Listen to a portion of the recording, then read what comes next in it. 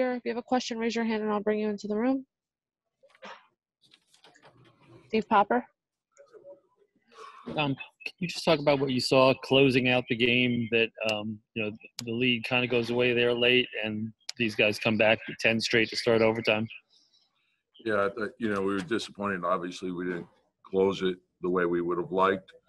I thought we labored throughout the first half, got going a little bit in the fourth quarter, and just found a way to win in the end, and that was the encouraging thing. I felt like we scored very efficiently in the first half, and we're down 2. I think we shot 60%, but we were high turnover and put them in the open floor, and that team can score points in a hurry, and they did. And so that was a big concern. I thought our defense was a little better in the second half. But I love the way everyone's sticking together and just finding a way to win in the end. A lot of resiliency when we had some guys step up with the centers getting hurt and Norville going in, giving us some good minutes. Everyone's important. You need everyone. Julius was Julius, and I thought Quick and Derek gave us a good lift. Reggie was terrific. And so you need everyone over the course of the season, and we just got to keep scratching wins up. Rebecca Harlow. Coach, this is a game where you lose Taj, you lose Noel for a little while. You're already without Burks. Then Derek fouls out.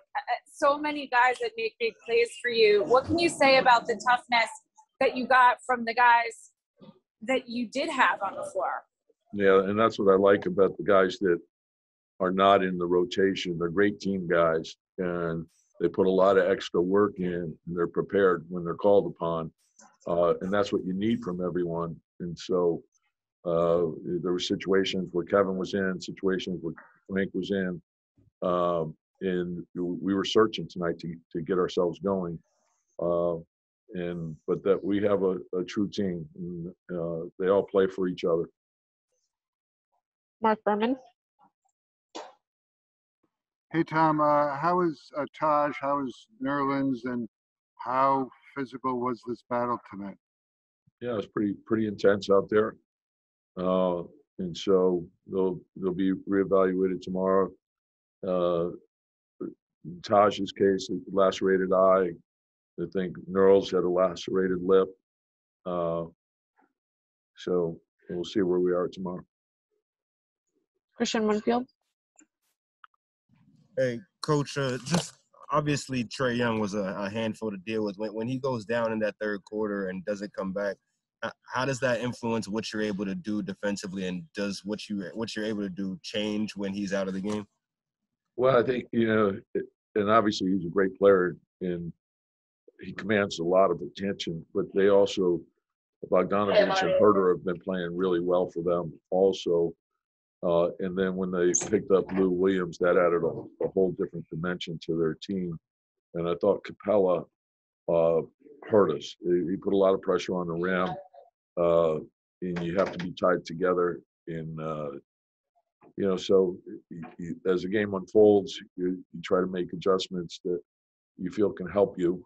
And, but the big thing that I thought hurt us the most was our turnovers when we put them into the open floor. Respect. Tom, Walt Clyde Frazier said about the 19 threes tonight, this is just extraordinary. How did the Knicks learn to shoot like this? They rarely practice. What's your answer to the shooting performance of your ball club tonight and in recent games?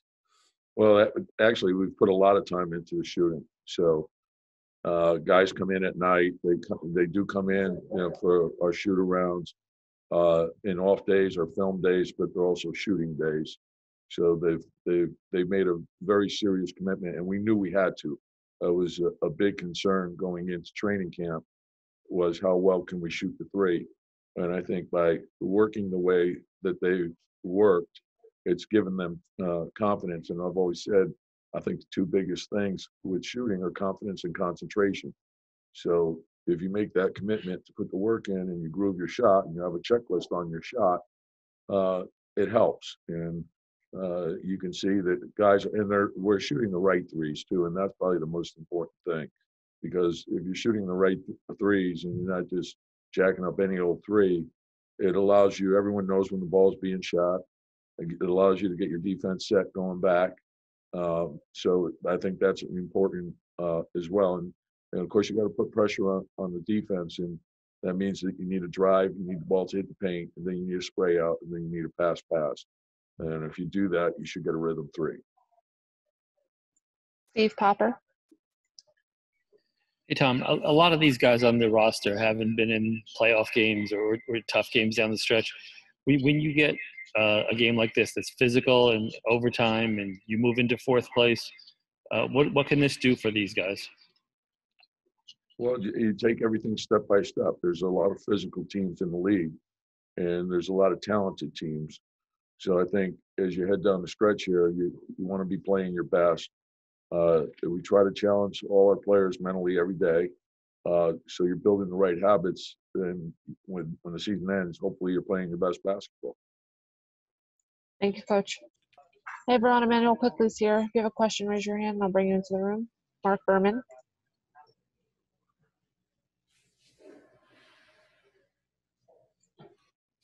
Mark, unmute.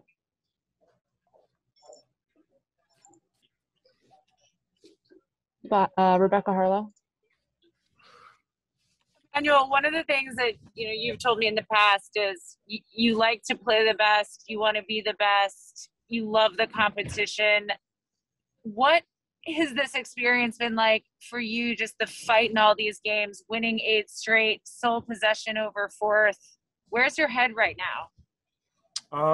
Just trying to stay locked in. It's a blessing from God. I say all the time to be a New York Knick, to be on a team like this, where everybody's, for each other, wants each other's success, is having fun. The coaches are pushing for the players to do well, and it's just a great environment, a winning environment that you love to be in. So, we just want to keep pushing, continue to just get better each and every day, and that's what we're striving to do.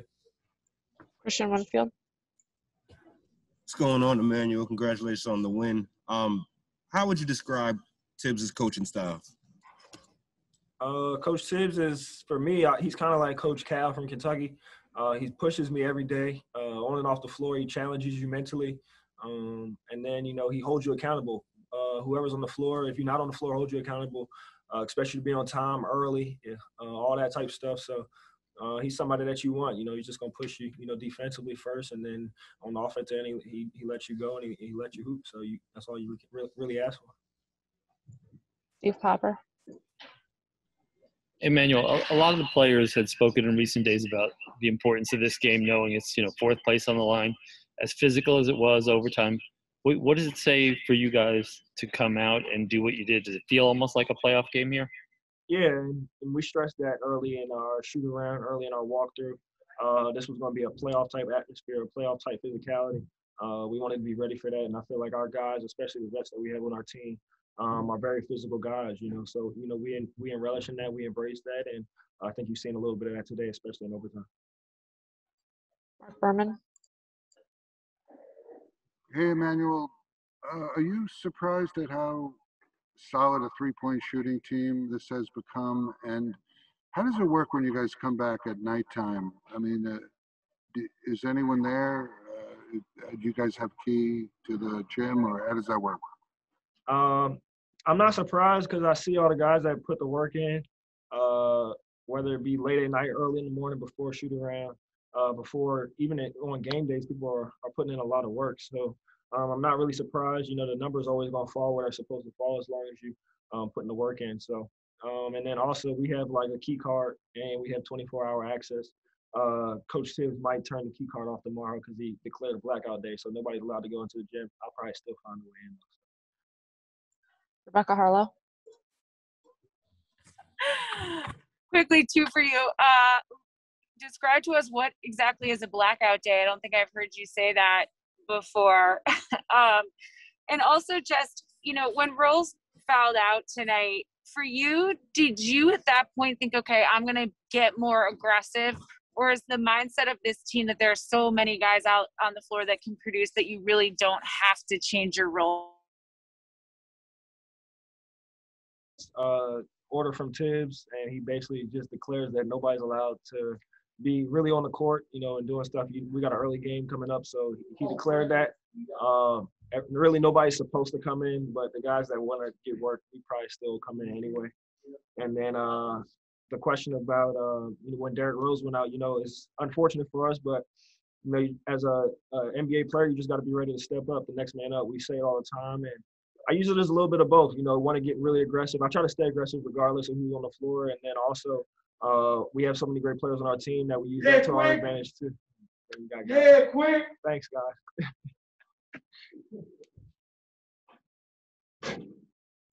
Cassidy Falk. Hey, Emmanuel. Obviously, you have a lot of confidence, especially for a rookie, but would you say that your confidence has grown? And if so, who do you attribute, helping your confidence grow aside from, the extra work you put in and, yourself? All my confidence comes from God. Without him, I'm nothing. But with him, all things are possible. So, and then also my teammates and coaches, they push me to be the best player and person that I can be, every day. They allow me to be myself, whether it be on or off the floor. My guy, Vel, coming in big today, big minutes. Shout out to Norvell. And really, that's it. God putting in the work, and then, this great environment of winning that we have around here is something special. Thank you, Emmanuel. Thank you. Hey, everyone. RJ Barrett's here. If you have a question, raise your hand, and I'll bring you into the room.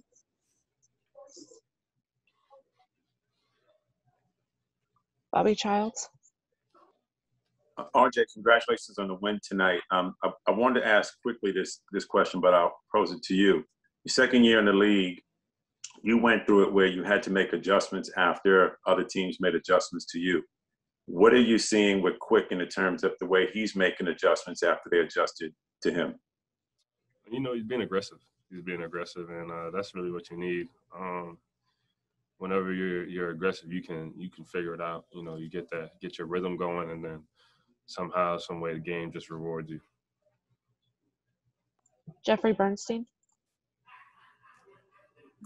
Yeah, RJ, you've been around here now for 2 years. Last year wasn't so terrific.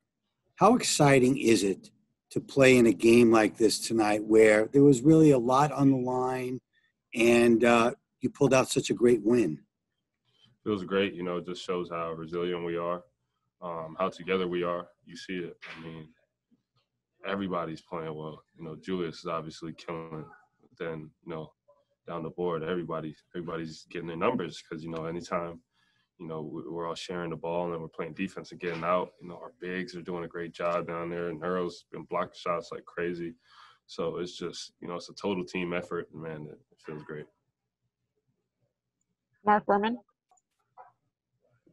Yeah, RJ, how physical was this game with, seeing a lot of injuries? And just Thibodeau was talking about the nighttime work, and you talked about it. Is that one of the major reasons why this team is shooting so well, because of the night work? First, today was like a playoff type atmosphere. So, a lot of bodies flying around, very, very tough, very physical down there. And also, of course, everybody's working. Everybody's working. We're a team. We're always in the gym, and it's showing there out there on the court. I feel also that it's kind of somebody different every night is going out there and playing well for us. We always say it could come from anywhere. It could be anybody that goes out there and makes the plays to win the game for us, and just a testament to our work. Steve Popper. RJ, with fourth place on the line, this was a game that even Tom, before the game, had admitted that he talked about the importance of it, playoff seeding and stuff. For you guys to do what you did to survive, to pull it out in overtime, what do you think this does for a young team as a test heading down the stretch? It's great for us. We keep getting tested every game, and we're responding. No matter what happened, we're responding. I think we're down 10 in the fourth, and there was a period of time where we stopped them for a couple minutes in a row, and it's great. It's great to just see how resilient this team is. Cassidy Falk. Hi, RJ. So Tibbs is obviously in the conversation for Coach of the Year, but when you think about just his impact on this team and the difference from last year and this year, like how would you describe and pinpoint how he's changed the dynamic of this group? I mean, he better be in the running.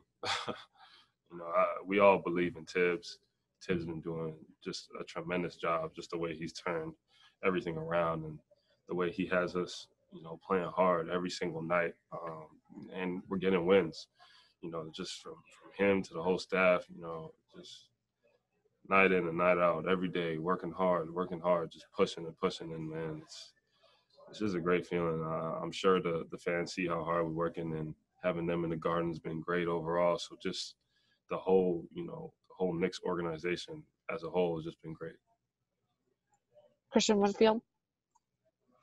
Hey, RJ, when you walked in earlier this season for training camp, or I guess the amended training camp that you guys had, did you think that being one of the top 4 teams in the East was possible, or is this moment right now kind of exceeded the expectations that you might have had for the beginning of the season?